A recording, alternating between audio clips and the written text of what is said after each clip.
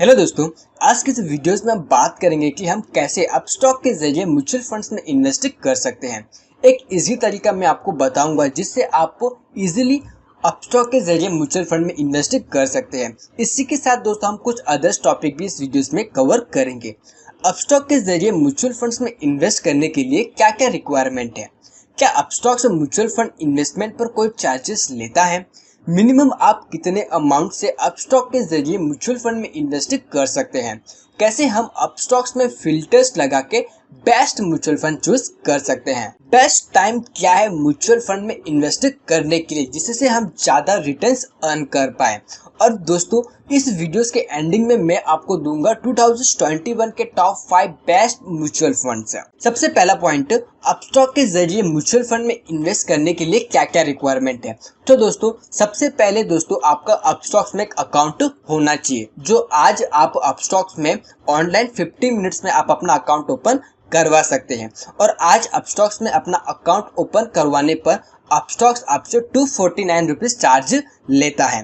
दोस्तों हमारी अपस्टॉक के साथ में पार्टनरशिप है। अगर आप हमारे लिंक के जरिए अपस्टॉक्स में अपना अकाउंट ओपन क्रिएट करते हैं तो हम आपको 499 रुपीज आपके यूपीआई के जरिए या गूगल पे के जरिए हम आपको ट्रांसफर करेंगे, अगर आप हमारे लिंक के जरिए अकाउंट ओपन करते हैं तो। अदरवाइज आप डायरेक्ट भी अकाउंट ओपन कर सकते हैं।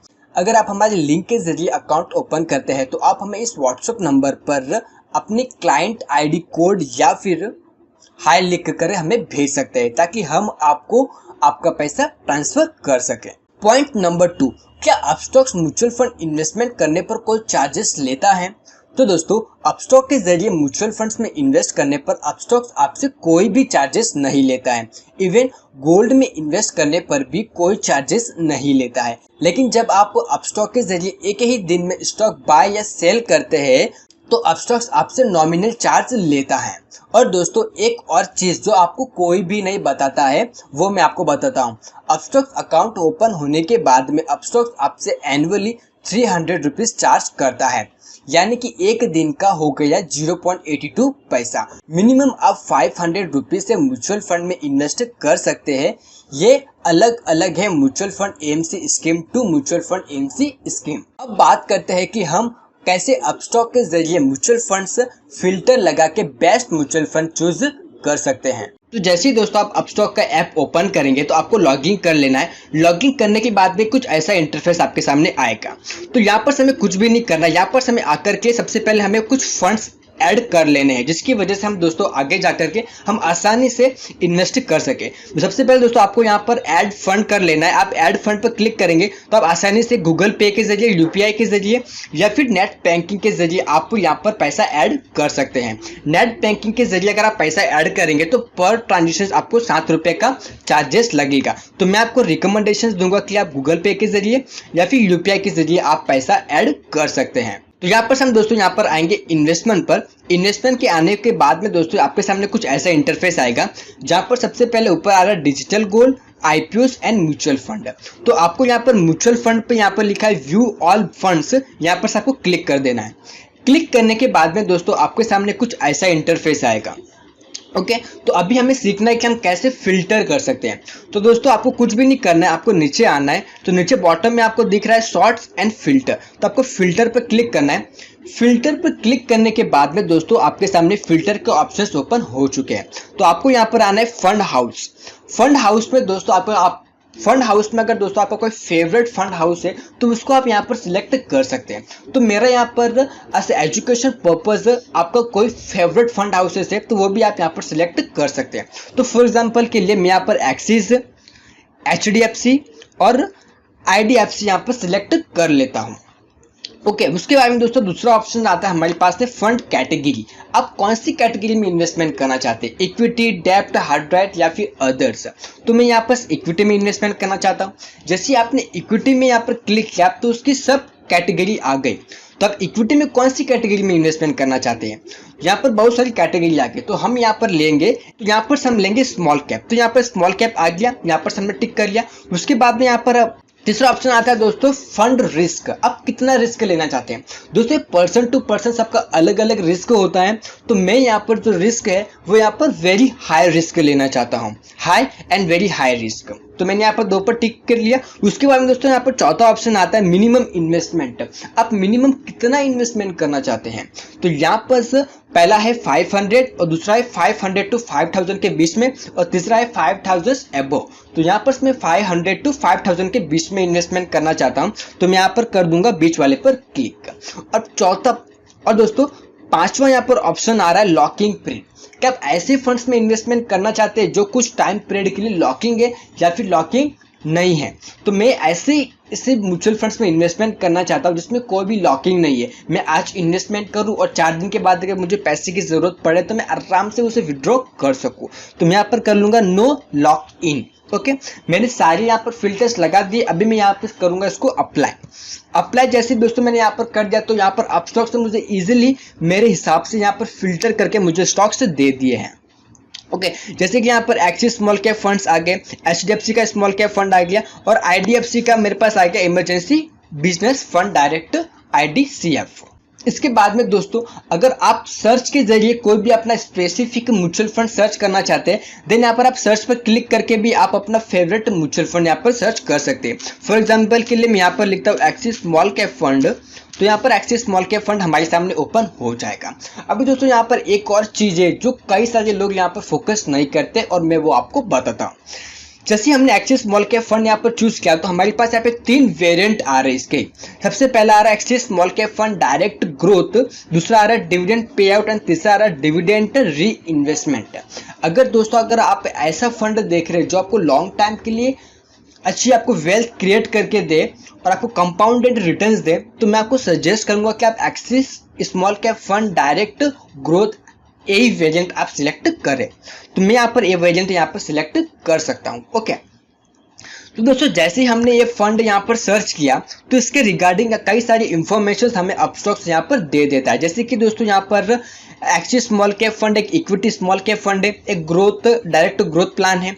इसकी एनएवीज आप यहाँ पर देख सकते हैं, इसका 1 डे का यहाँ पर रिटर्न्स भी आप यहाँ पर देख सकते हैं।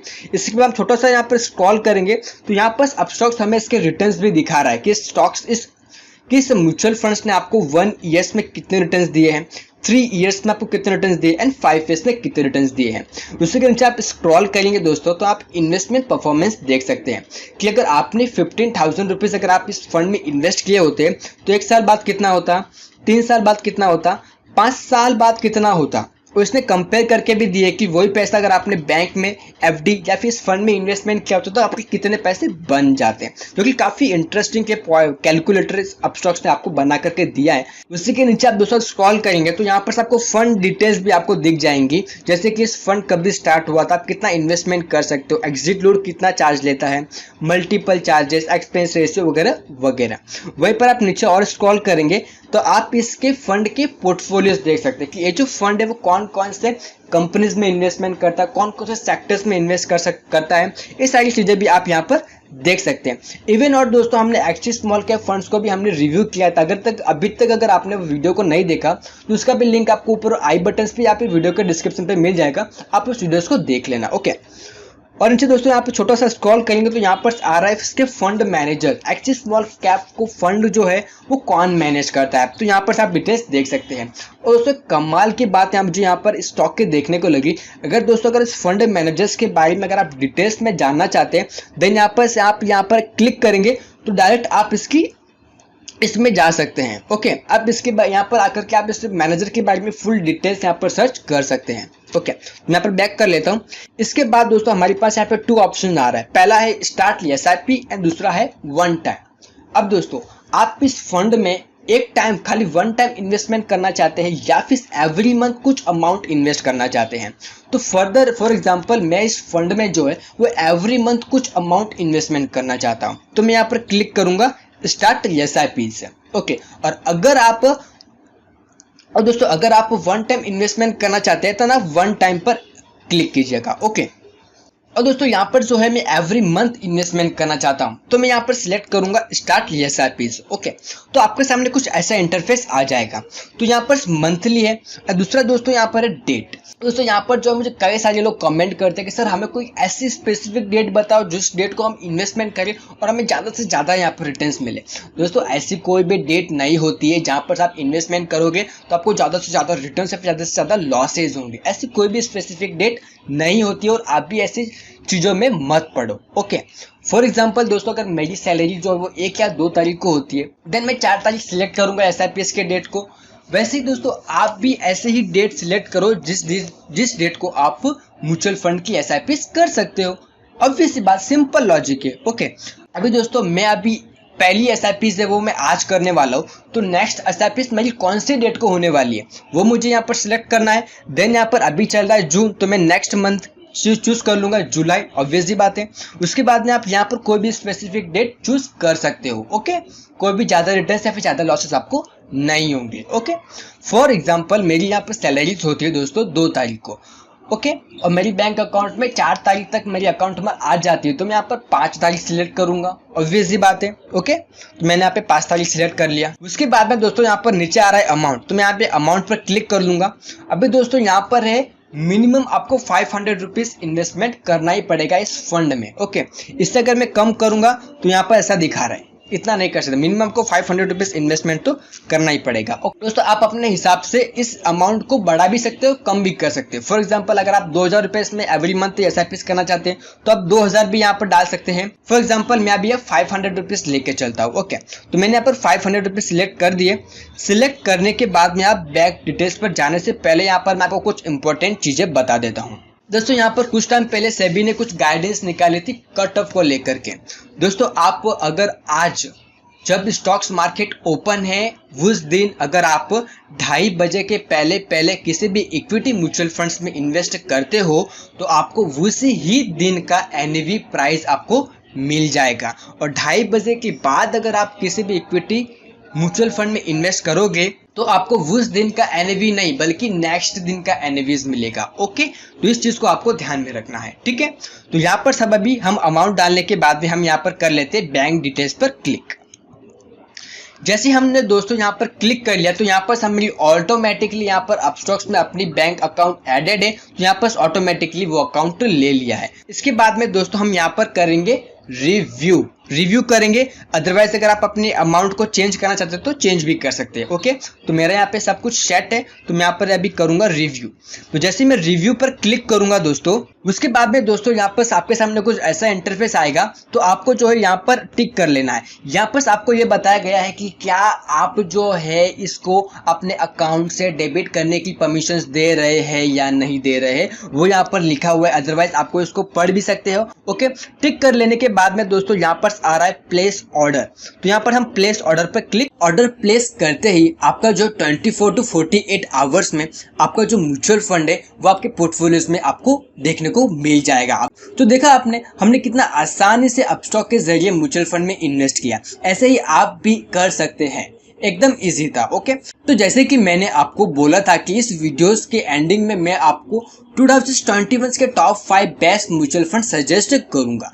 तो फर्स्ट है Parag Parikh flexi cap fund, दूसरा है एक्सिस स्मॉल कैप फंड, तीसरा है Mirae asset tax saver fund, HDFC index Sensex fund and Motilal Oswal डैंसट्रैक 100 एफओएफ फंड। तो दोस्तों आई होप ये वीडियोस आपके काफी ज्यादा काम आया होगा और आपकी सारी डाउट भी इस वीडियोस में शायद क्लियर हो गए होंगे। इसके अलावा अगर आपको कोई भी डाउट है देन आप हमें कमेंट करके जरूर बताना, हम आपके कमेंट का रिप्लाई जरूर देंगे। और दोस्तों इस वीडियोस को अपने फ्रेंड फैमिली के साथ जरूर शेयर करना ताकि वो भी लॉन्ग टाइम में अपनी वेल्थ क्रिएट कर सके और अपस्टॉक के जरिए आसानी से म्यूचुअल फंड, स्टॉक्स या फिर गोल्ड में इन्वेस्ट कर पाए।